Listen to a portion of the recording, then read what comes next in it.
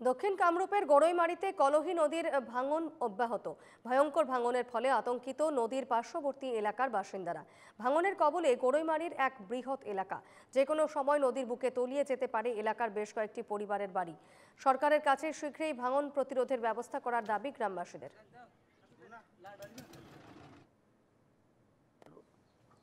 চমৰীয়া সমষ্টিৰ মহামান্য মুৰব্বী সমাজক অনুৰোধ জনাব বিচাৰিছোঁ। গভীৰ পৰা যিটো আমাৰ কলহি নদী বৈ আছে, কলহি নদীৰ দুই পাৰে সদায় ভাঙি থাকে। ইয়াৰে 1000 পৰিয়াল আছে ইয়াত। তাৰ ভিতৰত 50জন পৰিয়াল অতি দুৰ্যোগৰ মাজত থিয় হৈ আছে। যিকোনো মুহূৰ্তত এই 50 ঘৰ মানুহ নদীৰ কবলত যাব পাৰে। ইতিমধ্যে মোটামুটি 1 সহস্ৰ জমিন নদীয়ে উটুৱাই নিছে।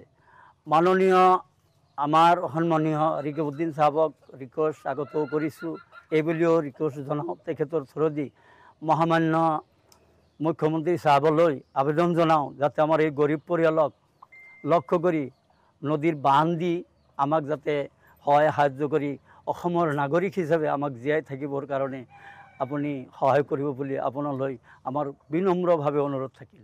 জয় হিন্দ।